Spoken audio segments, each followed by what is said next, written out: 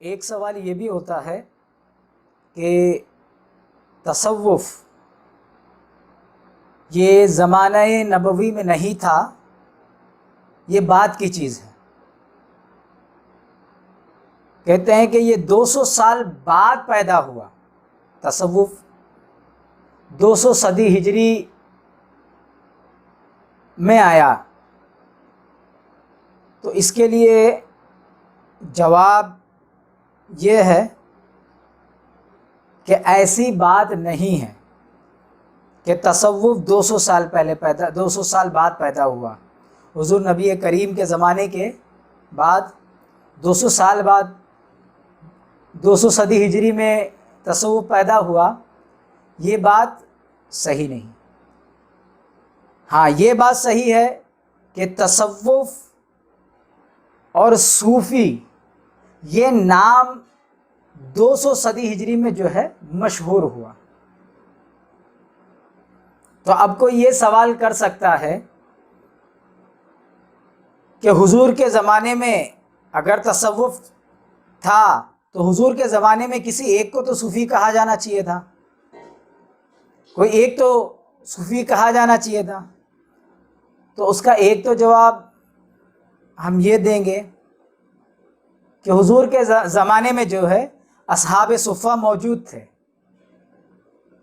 اور انہی سے منسوب ہو کر صوفی بھی کہا گیا۔ لیکن دوسرا جواب ہم یہ دیں گے کہ آج صوفیاء کرام جیسے ملتے ہیں ویسے علماء کرام ملتے ہیں، حفاظ ملتے ہیں، قراء ملتے ہیں، محدثین مل رہے ہیں، مفسرین مل رہے ہیں۔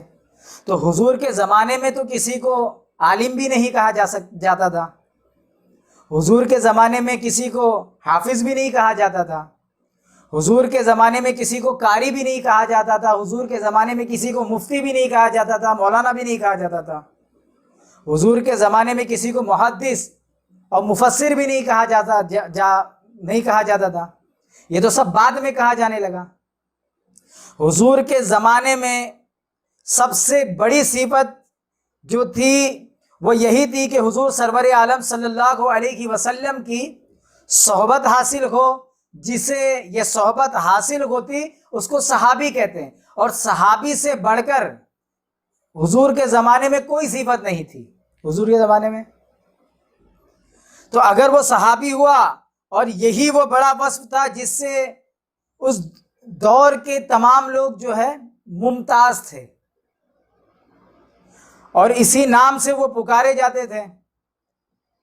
بعد کے دور میں جب صحابہ کا دور گیا، صحابہ کے دور کے بعد سب سے بڑا جو ہے، سب سے بڑی اور عظیم صفت کوئی کہلاتی تھی، سب سے عظمت بھری صفت کہلاتی تھی، وہ تھا جو صحابہ کرام سے ملے، صحابہ کرام کو دیکھے، ان کی اتباع کرے، جن کو تابعین کہتے ہیں۔ پھر یہ تابعین سے بڑھ کر جو ہے بڑا امتیازی صفت نہیں تھی، اس سے بڑا اعجاز نہیں تھا، تو تابعین مشہور ہوا۔ اس زمانے میں بھی جو ہے محدث، مفسر، اس طریقے کے الفاظ نہیں موجود تھے۔ پھر اس کے بعد جو ہے تبع تابعین کا جو ہے سب سے بڑا لقب آیا، جنہوں نے تابعین سے ملاقات کی ان کو تبع تابعین کہا گیا۔ پھر اس کے بعد جو زمانہ آیا، ان تینوں زمانوں کے بعد جب اسلام دنیا کے تمام حصوں میں پھیلا، الگ الگ حصوں میں پھیلا، اور فتنوں کا بھی دور شروع ہوا اور بدعات بھی پھیلنے لگی، تو اہل حق کے گروہ نے اپنے آپ کو صوفی کہلانا شروع کیا اور صوفی لفظ سے ممتاز ہوئے، اور رسول خدا صلی اللہ علیہ وسلم کی ظاہری اور باطنی پیروی میں اپنے کو لگا لیا اور مستحکم کر لیا، اور بلا خوف لومۃ اللائم دین کی خدمت اور اس کی فیضان اور انتشار میں منہمک رہے۔ تو لفظ صوفی 2 صدی ہجری کے اختتام سے قبل جو ہے مشہور ہو چکا تھا۔ یہ مشہور 200 ہجری میں ہوا۔ کیا ہوا؟ یہ مشہور 200 ہجری سے اختتام سے پہلے ہوا، لیکن اس کا مطلب یہ نہیں کہ تصوف اور صوفی مشہور اس ٹائم میں ہوا تو اس کا مطلب یہ پہلے نہیں تھا۔ حضرت سفیان ثوری رحمۃ اللہ علیہ فرماتے ہیں کہ اگر شیخ ابو الہاشم صوفی نہ ہوتے تو ہم دقائق ریا کو نہ پہچانتے. تو مطلب شیخ ابو الہاشم کے ساتھ صوفی کا لفظ جڑ گیا. تو اس سے پہلے صوفی کا لفظ اور تصوف مشہور ہو چکا تھا، تب تو صوفی کا لفظ، صوفی کا اجازت لفظ استعمال ہوا. تو یہ چیزیں جو ہے تصوف اور صوفی یہ لفظ مشہور ہوا تقریباً 200 صدی ہجری میں جو ہے یہ مشہور ہوا. اور کوئی لفظ مشہور ہونے یا کسی کا نام پڑے اور مشہور تو اس سے یہ چیز لازم نہیں ہے کہ وہ چیز اسی وقت پیدا ہوئی ہو. ہاں بہت سی چیزیں ایسی ہے کہ جو جب پیدا ہوتی ہے تب ان کا نام رکھا جاتا ہے، لیکن بہت ساری چیزیں ایسی ہوتی ہیں جو موجود پہلے سے ہوتی ہے لیکن ان کا جو ہے نیا نام وقت اور حالات کے اعتبار سے اس کا نیا نام بھی رکھا جاتا ہے. جیسے ایک آدمی جب تک عالم نہیں رہتا، جیسے علم حاصل کیا تو عالم بنا، تو وہ علم اس کے اندر پیدا ہوا تو عالم نام رکھا گیا. لیکن جو ہے بہت ساری ایسی بھی چیز ہے جو پہلے سے ہی موجود تھی لیکن بعد میں اس کا نام رکھا گیا. جیسے مثال کے طور پہ لو رائس، چاول یہ ہندی ورڈ ہے، چاول یہ ہندی کا ورڈ ہے. تو اب رائس ایسا نہیں ہے کہ چاول ورڈ ہندی زبان ہی کب پیدا ہوئی. ہندی کا رواجی 400 سال اس کی پرانی ہسٹری ہے، بہت زیادہ 1000 سال اختلاف کے ساتھ لوگ جو ہندی کو ثابت کرتے ہیں کہ ہندی زبان کب پیدا ہوئی تو اس کی 1000 سال کی جو ہے ہسٹری بتاتے کہ 1000 عیسوی سن میں پیدا ہوئی، تو اس کی 1000 سال کی ہسٹری ہے. اور یہ چاول ورڈ جو ہے ہندی کا ورڈ ہے. تو اب یہ چاول ورڈ رائس کو جو ہے ہندی میں جو ہے 1000 سال پہلے ملا، تو اس کا مطلب یہ نہیں ہوا کہ چاول جو 1000 سال پہلے جو ہے 1000 سال سے پہلے جب تک اس کو چاول نام نہیں ملا تھا تب تک وہ چاول نہیں تھا، ایسا نہیں ہے. بلکہ یہ جو رائس ہے یہ پہلے سے موجود تھا، یہ جو الارز ہے یہ پہلے سے موجود تھا. ایسا نہیں ہے چاول کا نام رکھا تو چاول پیدا ہوا، پہلے سے ہی. تو ایسا ہی تصوف اور صوفی نام جو ہے یہ 200 صدی ہجری سے مشہور ہوا. اور تصوف اور صوفی یہ جو تصوف ہے اس کی حقیقت تو دور نبوی میں بھی ملتی ہے. ہاں دور نبی میں صوفی اس لیے نہیں کہا گیا کہ صحابی سے بڑھ کر کوئی اعجاز نہیں تھا، صحابیت سے بڑھ کر ڈگری کوئی نہیں تھی.